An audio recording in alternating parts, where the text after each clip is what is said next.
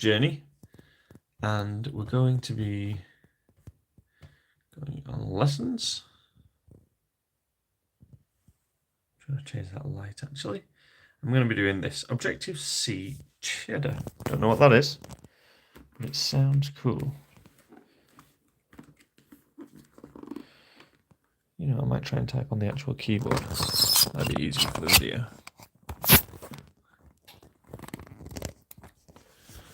Okay.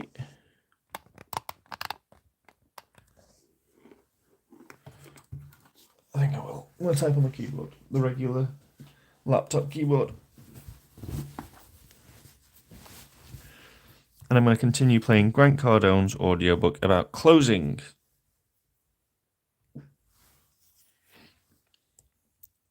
It was needed for this particular fundraiser before you even came here. Come on, I need your help here. I need your okay here. Let's do this. Hey, Grant, that's a lot of money for a house. Hey, I agree it's a lot of money. I expect you knew it was a lot of money before you came here. I need your okay here and here. Let's do this. So I want you to try that out. Agreement clause number 2. I agree it's a lot of money, and I expect you knew that before you got here. I need your okay here and here.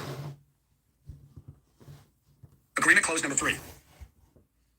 I agree, and everyone that has ever bought this product, everyone that has ever made this investment has said exactly the same thing. I need your approval here and here. This agreement clause number 3. You're using the agreement, and then you tell them that everyone else reached the same conclusion that they had. Everyone else had a similar reaction, and everyone else still bought the product. This is a discounting of the response as an objection. See, you're basically discounting. You acknowledge, you agree, you affirm what they said. You got it. But then you basically discount it a bit by assuming it is just a mere complaint. You'll find most objections are not objections. They're just complaints. I agree. Everyone that's bought that product says the same thing. Like a diving board. You know, you use the spring in the diving board to get height. A wrestler uses the weight of the opponent to pull the opponent towards them. The salesperson, the professional closer, will use the objection or complaint and the weight of that complaint and the spring in the complaint as a way to move forward. Hey, Grant, that's a lot of money. I agree. And everyone that has ever bought this product has said exactly the same thing. Everyone that's ever made this investment has said exactly the same thing. I need your approval here and here. Let's do this. Won't be the last time close. I agree, and this isn't the first time, and it won't be the last time that you spend more money than you expected to spend. I need your okay here and here. Now, this is closing over the objection by treating it as, again, a complaint rather than objection. Every buyer will relate to this. I guarantee you, they're going to relate. They're going to be like, yeah, every time I buy something, I always spend the most money. I never get the stuff on sale. We always pay more than we should pay. By just acknowledging, I agree, and this isn't the first time, and I know it won't be the last time that you guys spend more money than you expect to spend. I need your okay here and here. So it's called won't be the last time close. Try it now. I agree, and this isn't the first time. It won't be the last time that you spend more money than you expected to spend. I need your okay here and here. Lethal close. Be grateful close. This is the killer close right here. Sorry to be using so many military terms today. I don't know why I'm thinking like that, but you need to get excited about your closes, folks. You got to have this arsenal. I mean, when I read some of these to you on this audio program, I'm thinking, man, I remember using that and it worked for me so well. Okay, so here, be grateful close. I agree with you. Now, be grateful that you can invest this much money. Not everyone can do this. There are people out there starving on this planet, and you're investing in your wife or your company or yourself, whatever it is. I need your agreement here and here.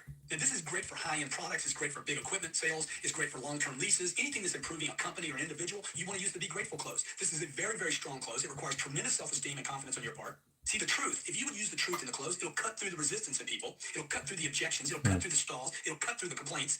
And too few salespeople actually use the hard, cold facts. This particular close works extremely well on those that have more than most, on the well-heeled people. It requires you to be strong, and as the old saying goes, be strong, be bold, and mighty forces will come to your aid. This is one of the master's closes. You want to use it. It's called Be Grateful Close, and it goes like this. I agree with you. Now, be grateful you can invest this much money. Not everyone can do this. There's people, entire parts of countries starving on this planet while you are over here investing in yourself or your wife or your company or whatever the case. I need your agreement here and here. Let's do this. Congratulations, close. Hey, I know it's a big investment, and you should congratulate yourself for being able to make an investment of this magnitude.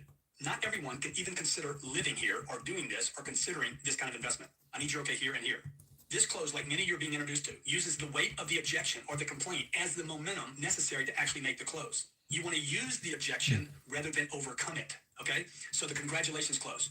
Man, it's a lot of money, Grant. I mean, it's a big investment for my company. I know it's a big investment, and you should congratulate yourself for being able to make an investment of this magnitude. Not everyone can even consider doing this. I need your okay here and here. Do it anyway, close. Now, I'm going to give you this close right now. The first time you hear it, you're going to probably laugh. You're going to be like, come on, not really. You got to be kidding. This close is unbelievable. It's called Do It Anyway Close. Hey, I understand it's more money than you had budgeted.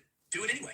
I understand the payments are higher than you wanted to be. Do it anyway. I understand the price is more than you thought it would be. Do it anyway. I understand this is more than than your budget will allow you to do. Do it anyway. It's called do it anyway close. And while I know that if you've never used some of these closes, they may seem like almost offensive and too bold and too outrageous, but you will have a different experience once you're using them, whereby the buyer starts to respect you for not chasing down every bone or objection they throw at you. How do you think people get over budget, folks? Look, they do it anyway. How do you think the whole government of the United States is in a deficit? Because they bought the project anyway, because we went to war anyway, because we borrowed more money anyway, because we gave money to countries that couldn't pay us back. So what's the close? Do it anyway close. It's what 99% of the population on planet Earth and certainly in the United States does every day to get over budget. Do it anyway close. It goes like this. Hey, I understand it's more money than you wanted to spend. I understand the payments are too high. I understand the price is higher than you wanted. I understand all that. I understand it's more money than you budgeted. Do it anyway.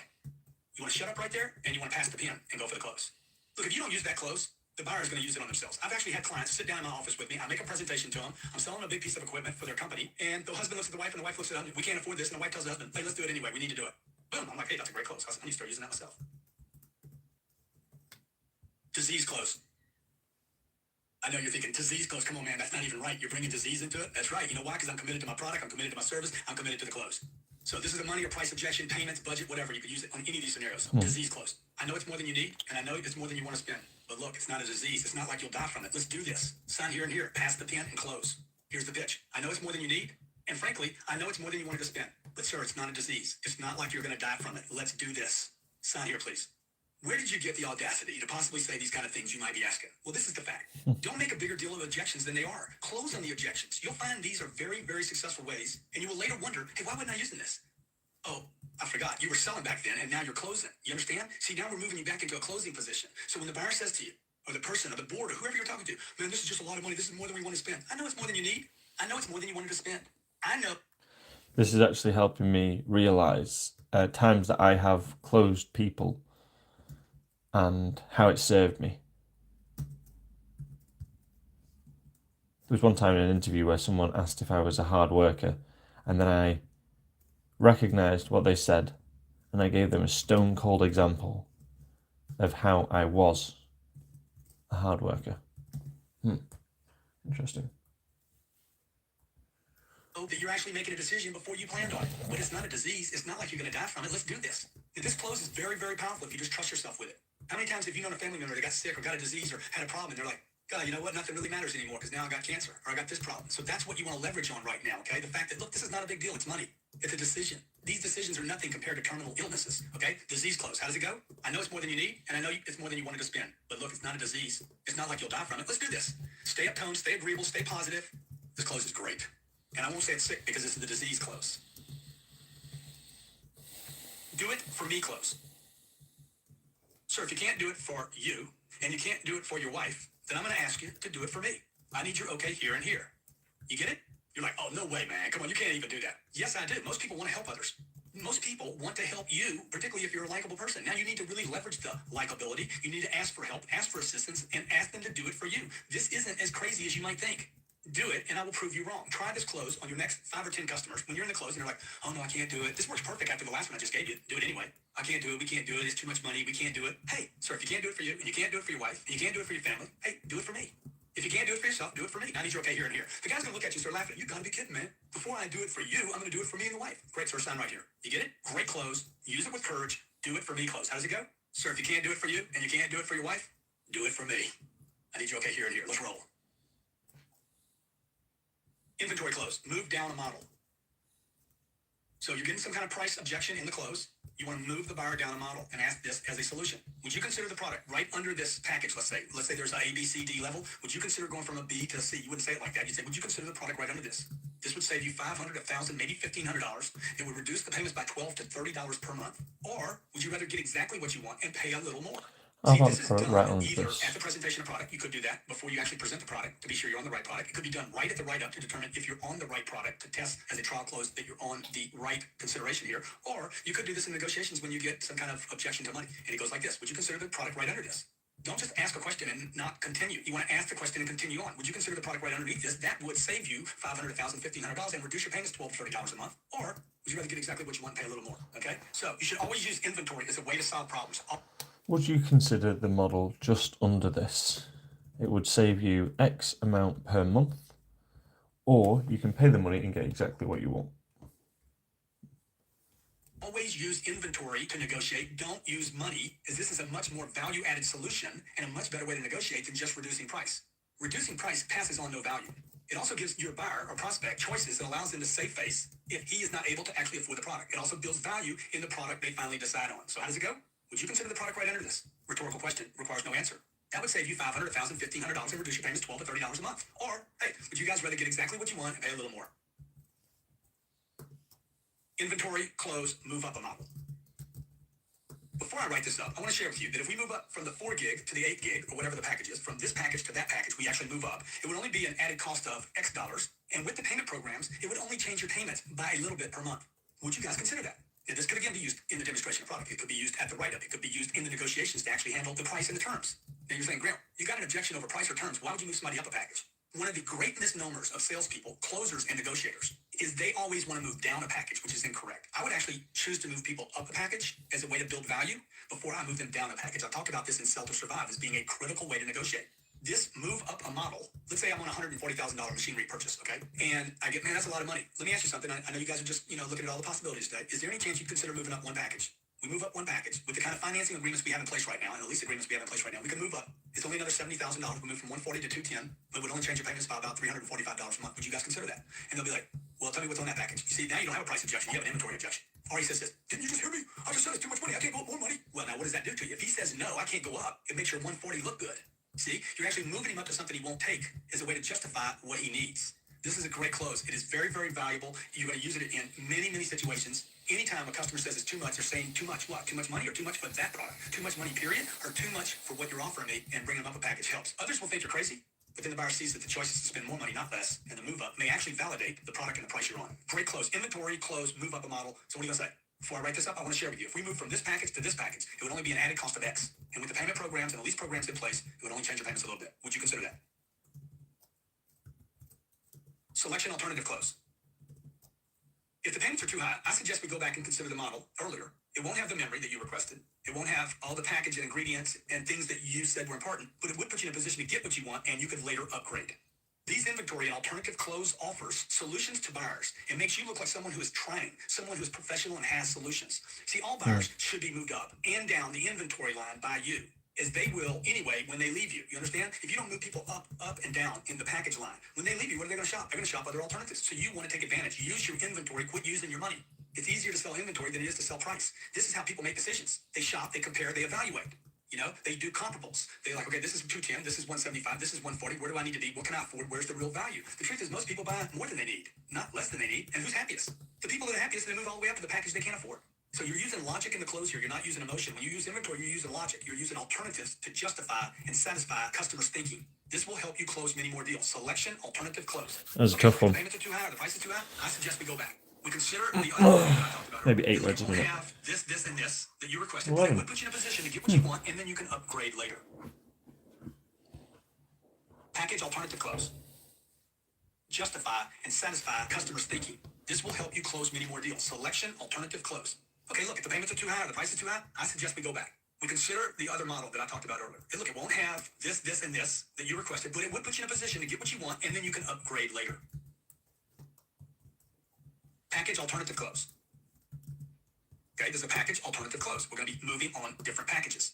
If you don't want to go down a model, and you won't consider something 1 year older, why don't we consider moving down just a package? You would only have to give up these two options, but it would save you X and reduce your long-term commitment by the month by this much per month. It's called package, alternative, close. So you always want to show the buyer a way to get what he wants. Always show a solution. Always offer a way out. Always offer a way to satisfy what they want. You may be on the right product right now, but you might be on just a package too much of that right product. It's very similar to earlier closes where we are using models and inventory, but now we're just using the package. Also, this gives the buyer a way to buy something, and it gives them a way out in case they truly can't afford it. So how do you say it? Package, alternative, close. If you don't want to go down a model and won't consider something a little older, why don't we do this? Why don't we move down just one package? You would only be giving up these two options. It would save you X on just a package too much of that right product. It's very similar to earlier closes where we are using models and inventory, but now we're just using the package. Also, this gives the buyer a way to buy something, and it gives them a way out in case they truly can't afford it. So how do you say it? Package, alternative, close. If you don't want to go down a model and won't consider something a little older, why don't we do this? Why don't we move down just one package? You would only be giving up these two options. It would save you X, reduce your payments by, and you could come back and add these items later if you chose to. This is called payment breakdown close. Now, You want to refer to this close and all the closes in the book. You want to refer to those during the day so you have these to use when you're closing people, because you're obviously not going to go to the audio program and listen to it in the middle of close. So you want to have these so you can look at it, particularly this close because it has a lot of numbers involved. Payment, breakdown, close. This is when you get the payments are too high as an objection. I have to be under whatever, $500 a month. And then you're going to say, using logic, John, we're already less than $500 a month that you want to pay. See, the package you're buying here before any options is $20,000, and that results in a $400 payment. The GPS system that we added to this is $3,000, and that's $60 a month. The sunroof you added to the car is $1,000, and that's $20 a month. The leather is $1,800, that's $36 a month. The taxes are $3,000, that's $60 a month. When you add all this up, it's $576 a month. You want it to be at $500.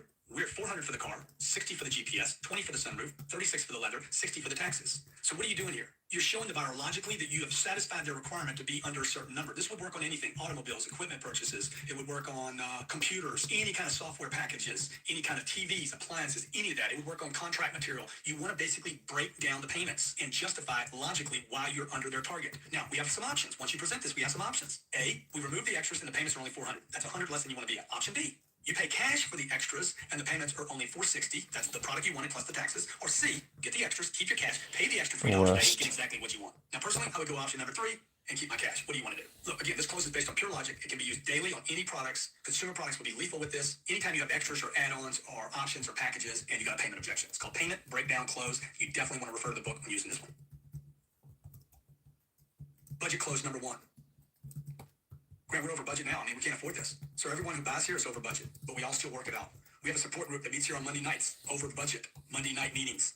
I need your approval here and here. Let's do this. Now, look, it's just a budget, folks. Okay, don't make a big deal about it. Also, remember, no one gets over budget because they don't buy things. They get over budget because they do buy things. Anytime somebody tells you they're over budget, what are you looking at? You're talking to somebody that spends money and they go over budget. You understand? The budget is not the obstacle. You are. You're buying into the wrong presentation. Grant, we're over budget. Okay, you're over budget. Now, why? How does anybody get over budget?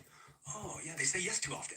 Now, if I just closed them right now, they'd say yes to me. So close the deal. They came in over budget. Look, they're going to leave over budget. This is America. It's called the budget close number 1. Grant, we're over budget now. Please feel sorry for us. Sir, everyone that buys here, everyone that gets this product, everyone, I'm telling you, 99.9% of the people that leave here with our product, okay, are all over budget, and they still work it out. By the way, we have a support group here that meets on Monday nights. We're all over budget. You're certainly welcome to our membership, and you can speak Monday night. I need your approval here and here.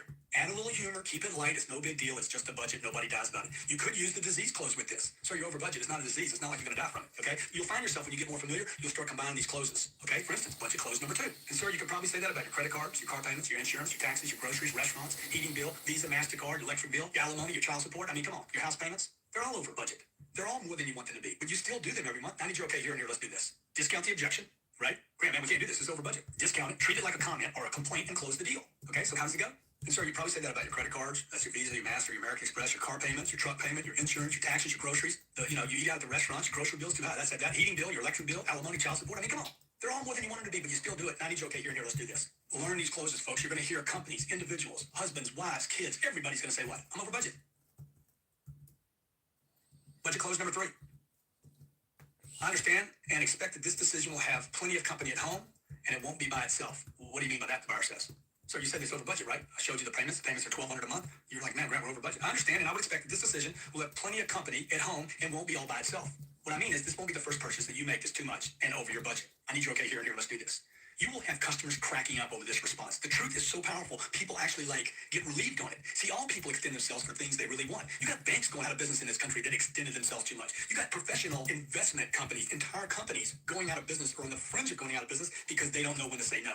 Budget close number 3. I understand, and I would expect that this decision will have plenty of other company and won't be by itself. That is, the payments won't be by itself, or the price won't be by itself. What do you mean by that?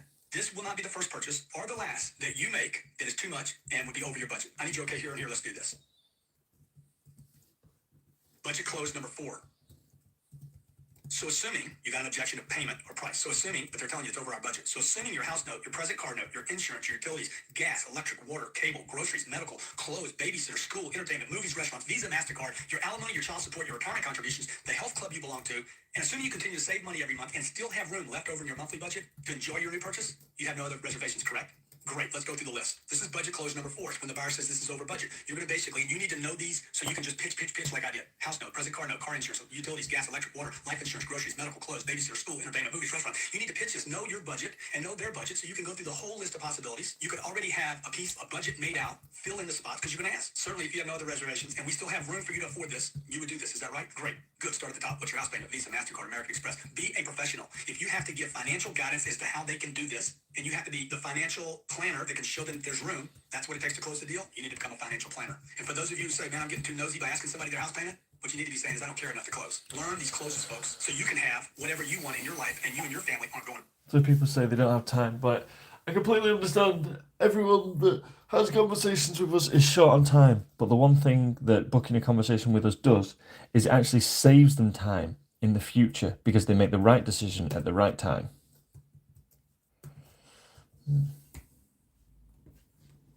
Over budget. Budget close number 5.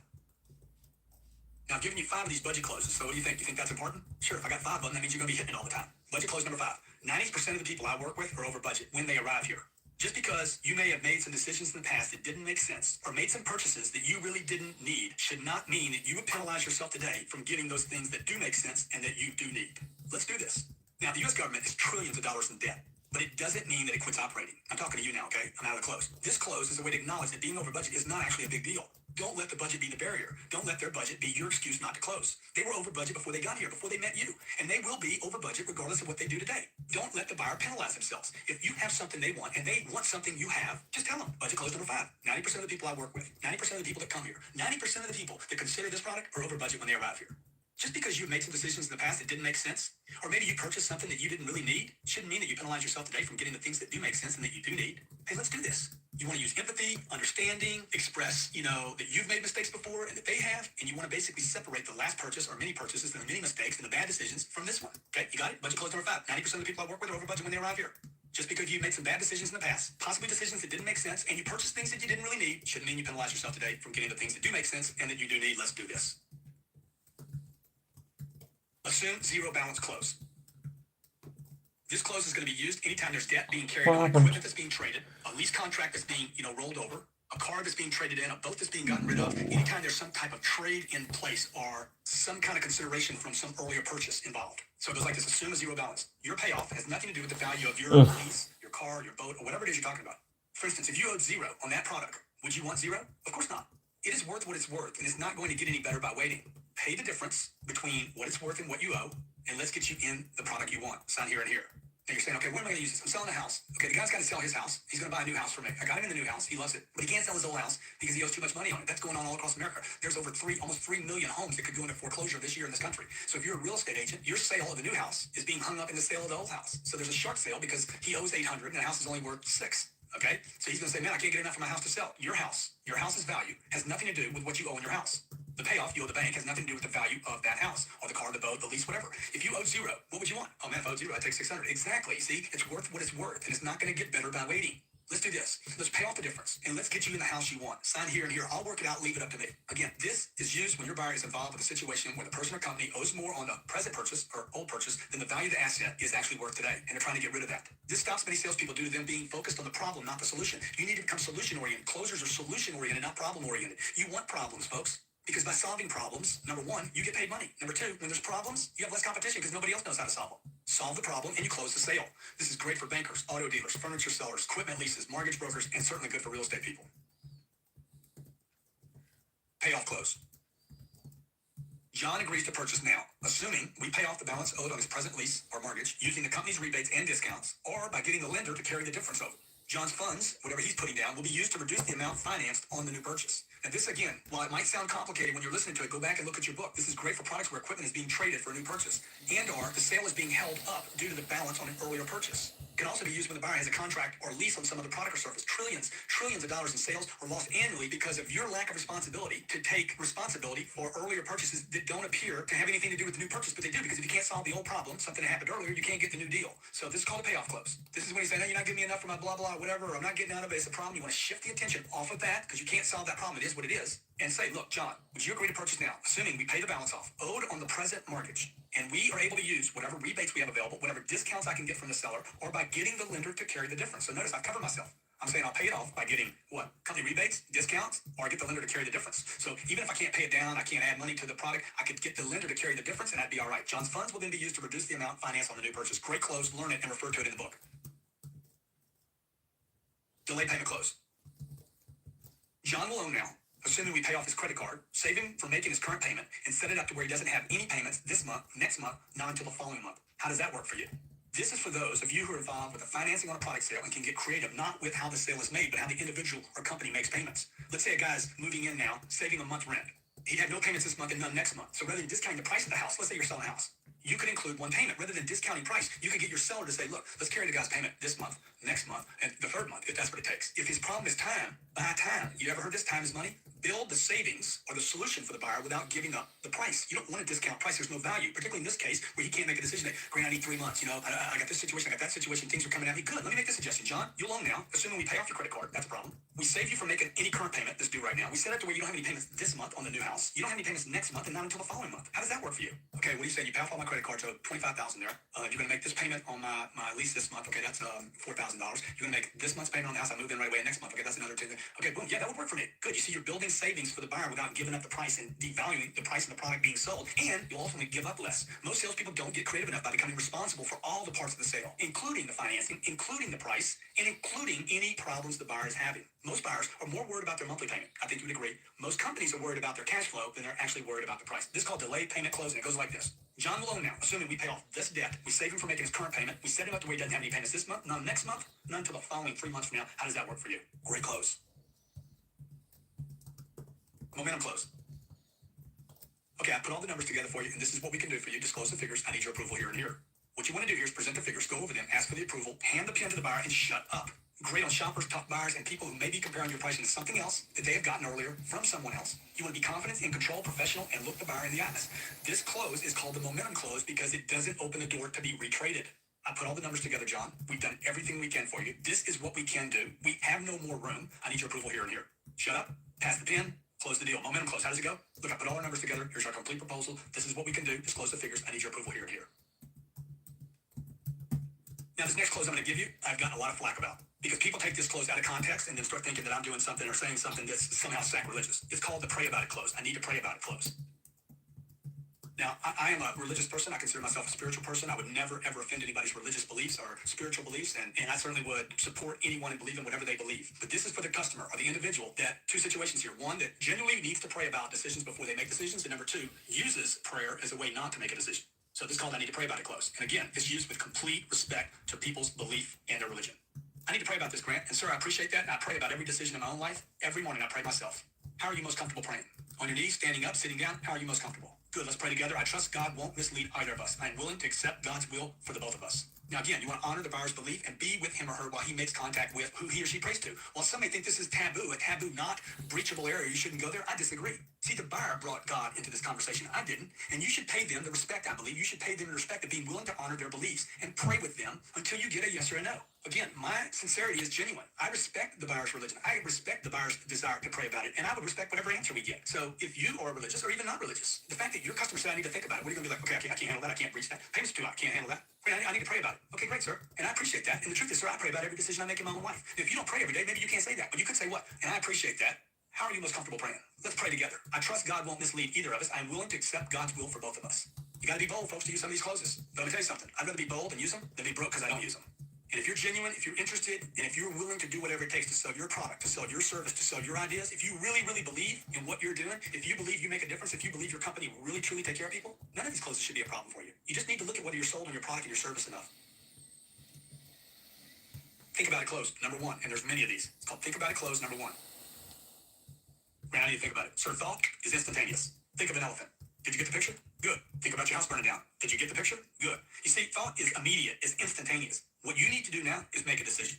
It's not think time now. It's yes or no time. It's do or don't do time. I'm fine with either one. Which one is it? And this is a very strong close. I never believe that people need to think, as this is a stall. It's a stall mechanism for some other consideration that hasn't possibly been spoken. They're more likely to need more information than time to think. Would you agree? This close sets up finding out what's really wrong, what's out, or what they're really thinking about. So when I'm in the close and somebody says, Grant, I need to think about it. Sir, thought takes that long. That's how fast you need to respond to this. This doesn't need to be, I need to think about, okay, what do I do? I gotta go, let me go to the, well, what do I say right now? No, you need to be quick right now. Okay, Grant, I need to think about it. Sir, thought takes that long. It's instantaneous. Try that. Thought is instantaneous. Everybody try that. Thought is instantaneous. I want you to think about an elephant. You get it? I want you to think about your house burned down. Did you get it? See, did you get it? You see the picture? You see, sir, thought is immediate, is instantaneous. What you need to do now is make a decision. Yes or no, do or don't do. I'm fine with either one. Which one is it? Grant, you pressure me? That's a different situation. Okay, we'll handle that in a minute. Right now, the guy said I need to think about it, and you're going to flush the objection. Okay, so that's one way to handle I need to think about it. Think about it closed, number 2. I understand you need to think about it, sir. However, you're thinking about it will not change the fact that this product saves you money. Your company needs the product, and you're going to do it sooner or later, no matter how long you think about it. Let's get this done so you can think about the other things that need attention. I need your approval here and here. Now, this is another way to handle I need to think about it. It shows understanding, and then you close over this invalid objection or stall. If you think it is, think about it closed, number 2. I understand you need to think about it, sir. However, you're thinking about it will not change the fact that this product saves you money. Your company needs the product, and you're going to do it sooner or later, no matter how long you think about it. Let's get this done so you can think about the other things that need attention. I need your approval here and here. Now, this is another way to handle I need to think about it. It shows understanding, and then you close over this invalid objection or stall. If you think it is reasonable that people add time to decisions, then you need to handle yourself, because when people are sold, they don't think, they buy. When they're fully sold, completely convinced, absolutely certain it's the right thing, they do it sooner or later, no matter how long you think about it. Let's get the Grant, you pressure me? That's a different situation. Okay, we'll handle that in a minute. Right now, the guy said I need to think about it, and you're going to flush the objection. Okay, so that's one way to handle I need to think about it. Think about it closed, number 2. I understand you need to think about it, sir. However, you're thinking about it will not change the fact that this product saves you money. Your company needs the product, and you're going to do it sooner or later, no matter how long you think about it. Let's get this done so you can think about the other things that need attention. I need your approval here and here. Now, this is another way to handle I need to think about it. It shows understanding, and then you close over this invalid objection or stall. If you think it is reasonable that people add time to decisions, then you need to handle yourself, because when people are sold, they don't think, they buy. When they're fully sold, completely convinced, absolutely certain it's the right thing, they pull triggers. I tell my wife, let's go to dinner. Oh, Grant, I need to think about it. Hey, well, what's the consideration here, man? Okay, I'm not hungry. It's, Grant, I need to think about it. Baby, thought is instantaneous. Okay? Yeah or nay, you want to do this or not do it? Hey, don't be pressuring me. Why not? I love you. I want to go to dinner with you. Okay? Grant, I need to think about it. I understand. However, you're thinking about it won't change the fact that this product, that I'm hungry. Okay? You're thinking about it will not change the fact that this product saves your money, saves your company money. Your company needs the product. And look, you're going to do it sooner or later anyway. Let's get it done. So you can think about all the other things that need your attention. Okay? I need your approval here and here. Let's do this. Okay? Think about it. Close number 2. You got it? Do you know it already? You're going to have to listen to it again. You need to rewind this. Let me give it to you one more time. Okay? Grant, I need to think about it. I understand, sir. However, you're thinking about it will not change the fact that this product saves you money. Your company needs the product. And you're going to do it sooner or later. Let's get it done so you can think about all the other things that need your attention. I need your approval here and here. Let's do this. Think about it. Close number 3. Grant, I need to think about it. Great, sir. Do you think 2 to 3 days would be long enough? Or would 2 to 3 weeks be better? Well, we'll probably say 2 or 3 days, man. 2 or 3 days is plenty. Because the truth is, sir, no matter how long you take, whether you take 2 days, 3 days, 2 weeks, or 3 weeks, you'll be faced with the same 3 questions. May I share them with you? Sure, what are they? Number 1, does the product get you what you wanted? And write it down. Product. Does it get you what you wanted? Number 2, can you afford the product? Okay, get an answer to number 2. Number 3, am I the kind of person you want to do business with? If yes to all, point to the signature line. Let's do this. Okay, so this is one of my all-time favorites. While it relieves the sense of having to do something right now, because what did I say? Great. You think 2 to 3 days would be long enough? See, immediately when they said I need to think about it, what did I do? I immediately went to agree. Hey, man, great idea. Great idea. You think 2 to 3 days would be long enough? How about 2 to 3 weeks? What would be better for you? Oh, great, man. 2 to 3 days is plenty of time. The truth is, sir, no matter how long you take, you're going to be faced with 3 questions. You take 2 days, 3 days, 3 weeks, or 3 months. You're going to be faced with 3 questions when you move. Number 1, can I share them with you? Number 1, is this the product you want? Write down product. Yes or no? Yeah, Grant, I love the product. Good. Number 2, can you afford the product? Yeah, Grant, I can afford it. Number 3, am I the person you want to do business with? Yeah, Grant, I like you. Good, I need your signature right here. Let's do this. Or what happens? 3 questions you're going to have going through your mind when you leave here. Whether you take 2 days, 3 days, 2 weeks, or 3 weeks, okay? Number 1, is the product what you want? Grant, that's not what I'm sure. I'm not quite sure. I'm thinking about it, excellent, or whatever down the street. Okay, good. And then you know the product is the problem. See, quit using think about it as a screen for whatever the real objection is. This close, think about it, close number 3 will get you to the real objection. So how does it go? Grant, I need to think about it. Great, 2 to 3 days would be long enough, or you want to take 2 to 3 weeks? Most people are going to take the shorter term. 2 to 3 days, plenty of time. I'll think about it overnight. Hell, I'll call you back this afternoon. The truth is, sir, no matter how long you take, you call me back this afternoon, you call me in 2 days, you call me in 3 weeks, you're going to be faced with 3 questions. Can I share them with you? Is the product right? Can you afford the product? Am I the person you want to do business with? PPP. Think about it close. Number 4. Okay, brilliant. I love that one. So we've done touch typing, guys. Thank you for watching. If you've got any tips or anything that helped you, let me know. I'm using this typing.io, and yeah, I'm getting better. 30 minutes. Great.